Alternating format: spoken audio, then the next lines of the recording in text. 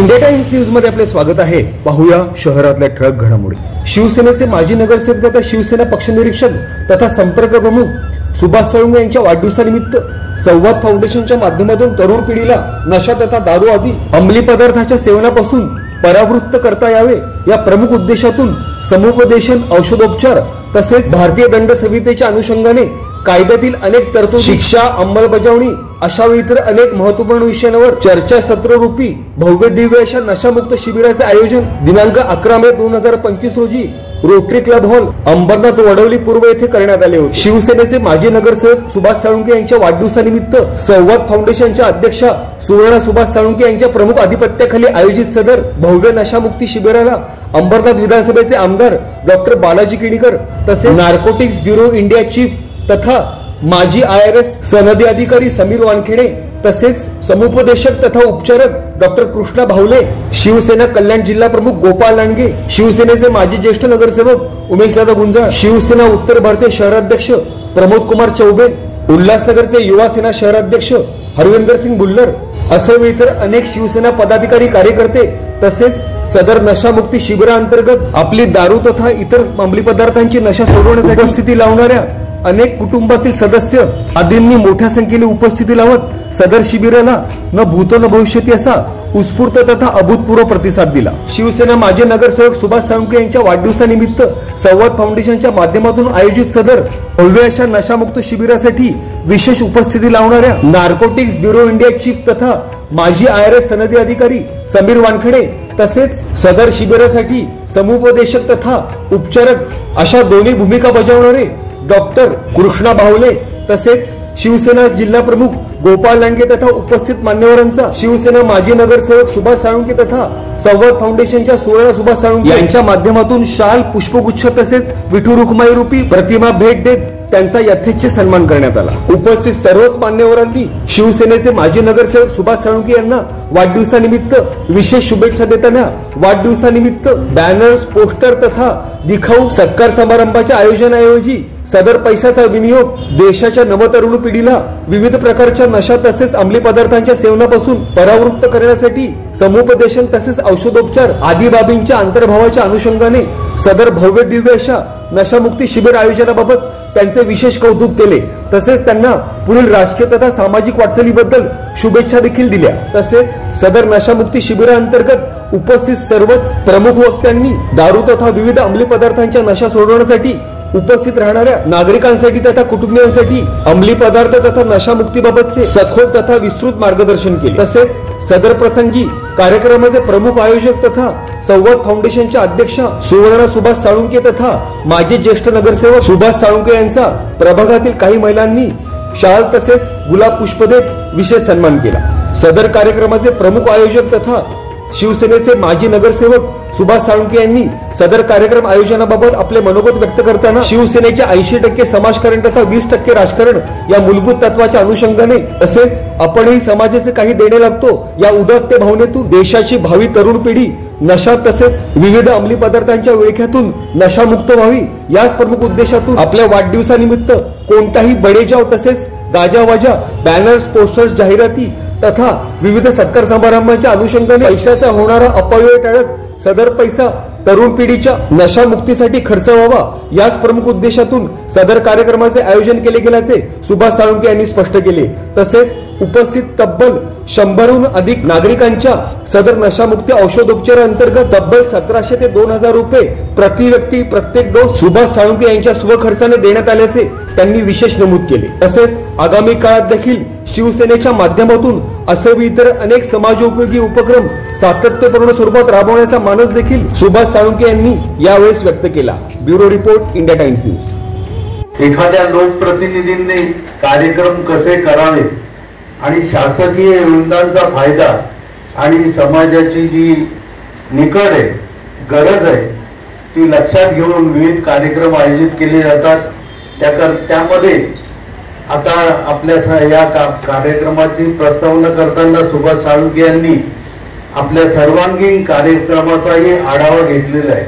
त्यामुळे सर्वच कार्यक्रमामध्ये चा उल्लेख करत नाही, परंतु एखादा लोकप्रतिनिधी किती काम करू शकतो आणि बाळासाहेबांना आणि दिघे साहेबांना अपेक्षित असलेल्या लोकप्रतिनिधी म्हणून निश्चितपणे सुभाष साळुंखे यांच्याकडे पाहता येईल अशा प्रकारचं त्यांचं सातत्याने काम सुरू असतं.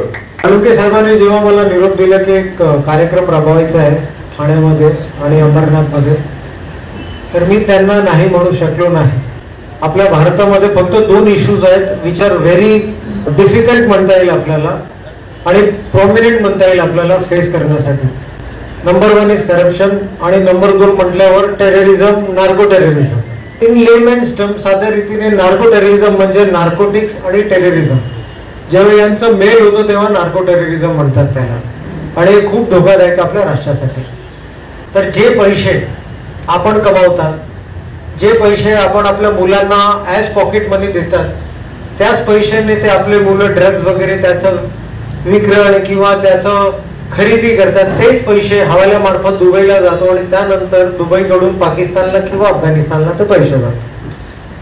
तर आपण कमवलेले पैशांनी आपल्या आर्मीवर अटॅक, आपल्या पोलिसांवर अटॅक, आपल्या भारताच्या विरुद्धाचे गतिविधी होतात, त्याच पैशाने होतात. त्याला म्हणतात नार्को टेररिझम. तर कोणालाच आपल्याला तर अजिबात आपले पैसे आतंकवादीच्या हातात जाऊन आपल्या भारताच्या विरोधात कोणालाच हे पाहिजे नाही. So for that reason drugs जर आपण आज नाही थांबवलेलं आहे 10 वर्षात प्रत्येक घरामध्ये शिरणार. आज याचा आपण नाही रोकथाम केले तर मुंबई आणि ठाण्यामध्ये प्रत्येक ऑल्टरनेट घरात ड्रग्स शिरलेला आहे. जर तुम्ही हाय एंड स्कूलमध्ये, कॉन्व्हेंट स्कूल्समध्ये, इंग्रजी शाळेमध्ये जर तुम्ही बघितलं तर प्रत्येक शाळेच्या बॅगेमध्ये ई सिगरेट सारखा काहीतरी वेब सारखा असतो. कदाचित आपल्याला माहित असेल ई सिगरेट वेब प्रत्येक पानपट्ट्यावर तुम्हाला भेटणार. It is available.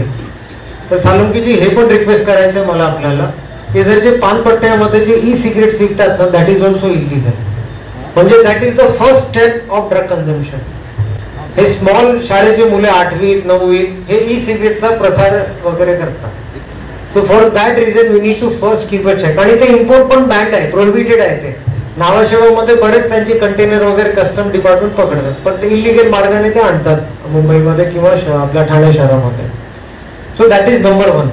दुसरं म्हटल्यावर ई सिगरेट नंतर आहे हुक्का पार्लर.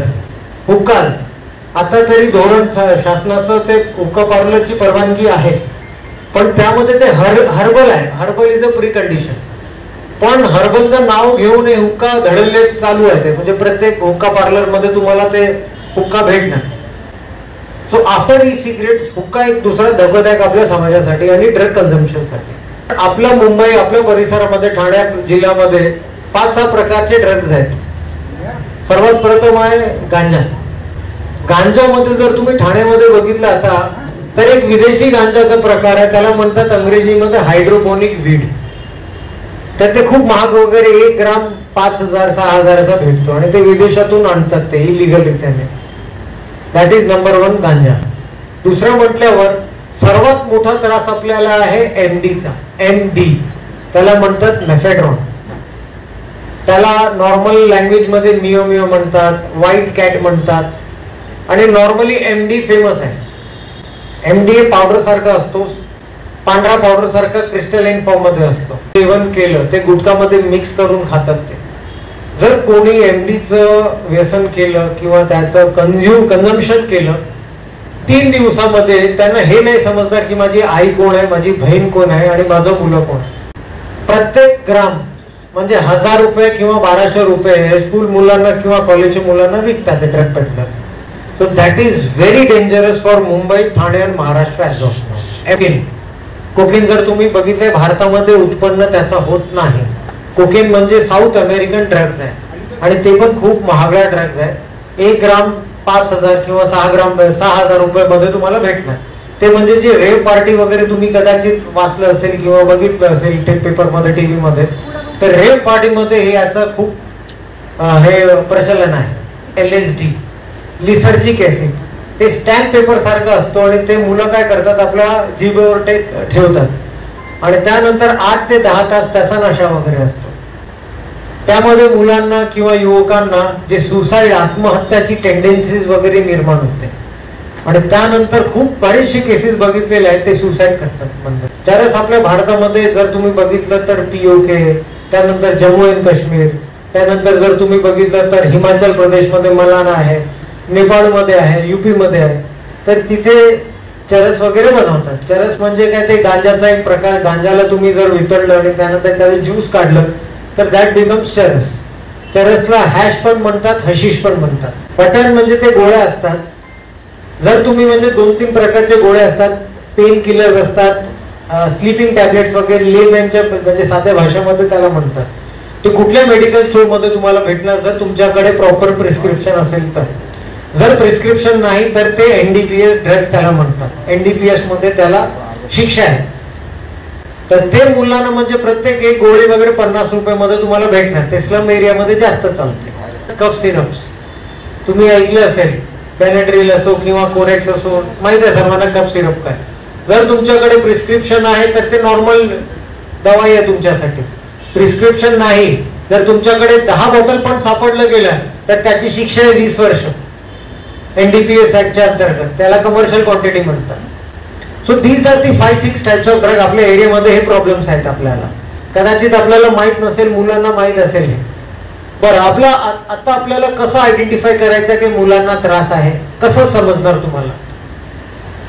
जर तुम्हाला असं वाटलं असेल की मुलं जेवत नाही प्रॉपरली, डार्क सर्कल्स, काळा म्हणजे जर तुम्ही बघितलं प्रॉपरली डार्क सर्कल सारखं काहीतरी सिम्पटम्स झालेले आहे मुलांना. तिसरं म्हटल्यावर जास्त बोलत नाही तुमच्याशी, नेहमी रात्री फोनवर असतो. स्लीप पॅटर्न, झोपेचं प्रकार ते म्हणजे डिस्टर्ब झालेलं आहे त्यांचा. रात्री जागरण करायचं, दिवसा झोपायचं, शाळेला किंवा कॉलेजमध्ये बंद करायचं. सो यू शुड अंडरस्टँड काहीतरी प्रॉब्लेम आहे. मुंबईमध्ये खूप हॉस्पिटल्स आहेत, त्यामध्ये मोफत उपचार होणार तुमचा. गव्हर्नमेंट हॉस्पिटल्समध्ये डी एडिक्शन सेंटर असतात.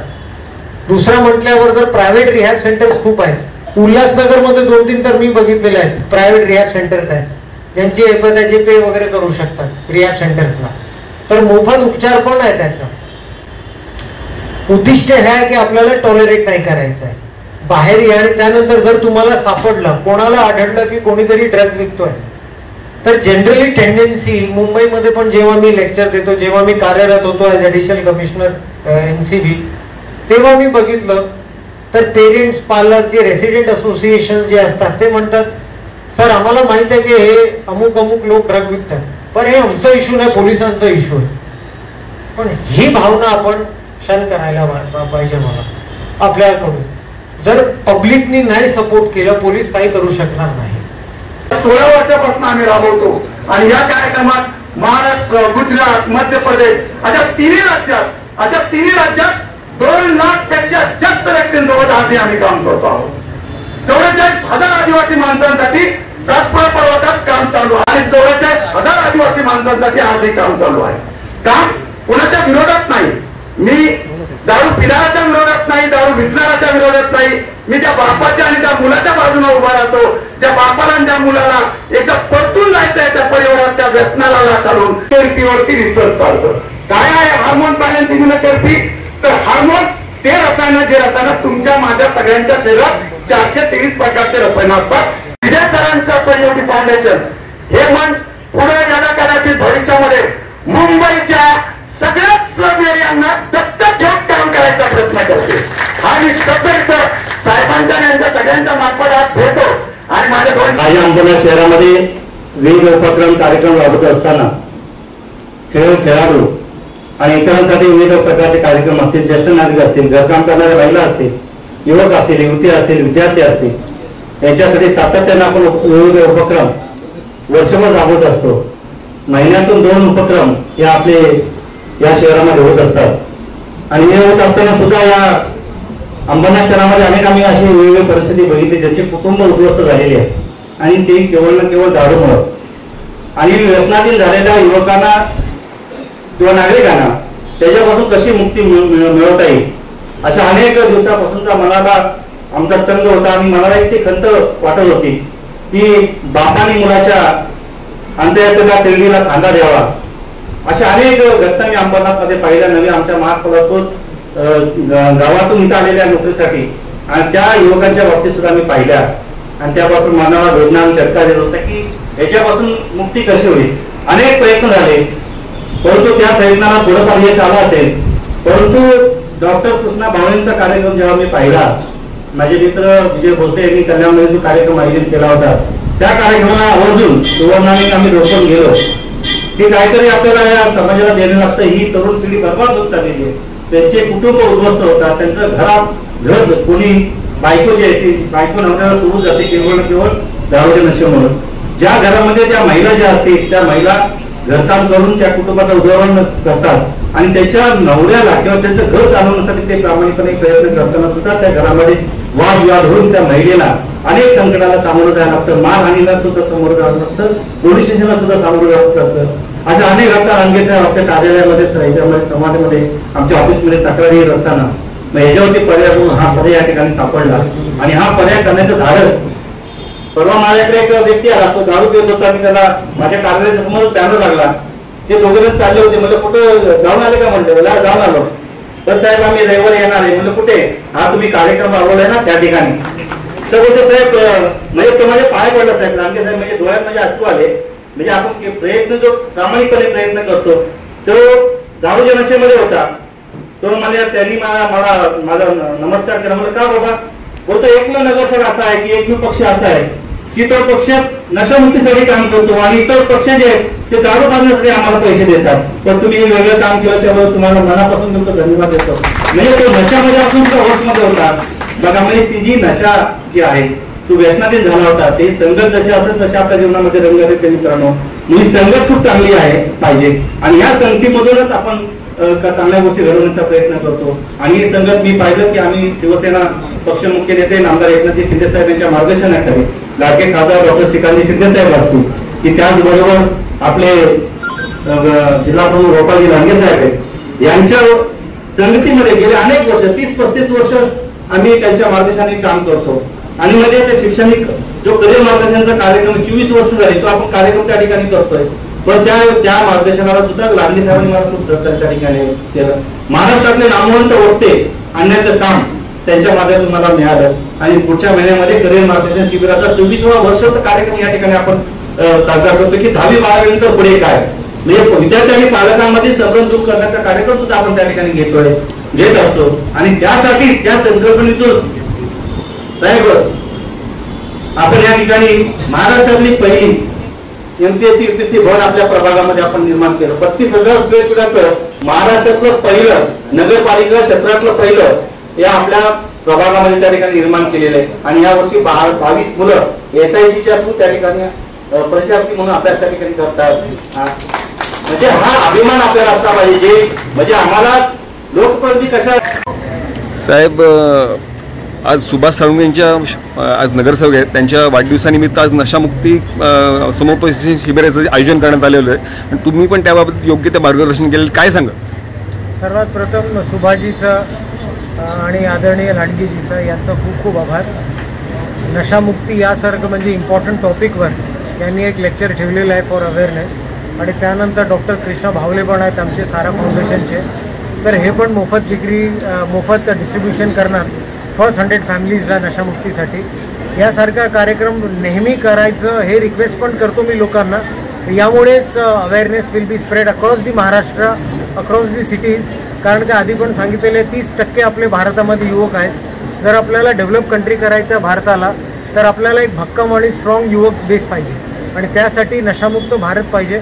त्यामध्ये माननीय प्रधानमंत्रीजीची जी पहल आहे तर यामध्ये सुभाषजीने काम केलेलं आहे खूप चांगल्या रीतीने, आमचे लांडगेजीने केलेलं आहे, तर त्यांचा खूप खूप धन्यवाद. थँक्यू साहेब.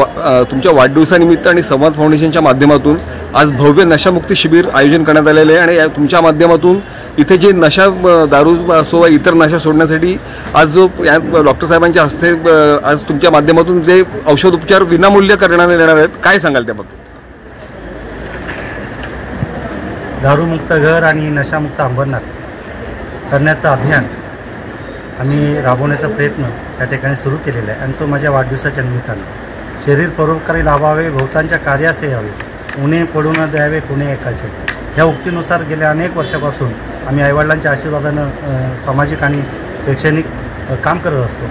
आणि हे काम करत असताना म्हणजे विद्यार्थी असतील, खेळाडू असतील, क्रीडा ज्येष्ठ नागरिक असतील, महिला असतील, मुली असतील, यासाठी विविध प्रकारचे सामाजिक उपक्रम त्या ठिकाणी राबवत असतो. परंतु व्यसनाधीन व्यक्ती गेल्या अनेक दिवसापासून आम्ही पाहतो की मृत्युमुखी पडताना आपण पाहतो. त्या ठिकाणी त्यांनी त्यांच्या कुटुंबामध्ये अनेक दुर्दैवी घटना घडलेल्या या ठिकाणी पाहतो. कोणी आत्महत्या करतो, कोणी कुटुंबामध्ये द्वेष विद्रोह त्या ठिकाणी निर्माण होऊन ते कुटुंब लयास गेलेलं आहे. अशासुद्धा घटना बघतो.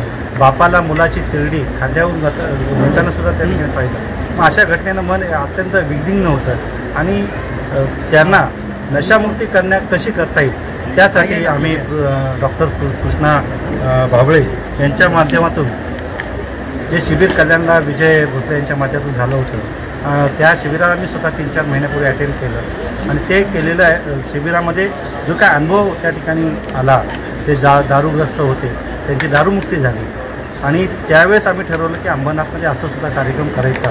भले या ठिकाणी आपण एक प्रयत्न करू. त्या प्रयत्नाच्या माध्यमातून किती लोक येतात, किती हे येतात आणि तो प्रयत्न त्यांच्याकडून पैसे घेण्यापेक्षा त्यांचा जो माझ्या वाढदिवसावरती होणारा जो काही खर्च आहे तो खर्च टाळून हा सामाजिक उपक्रमामध्ये लावावा, दारूमुक्तीसाठी लावावा आणि तो केलेला प्रयत्न आज या ठिकाणी आहे.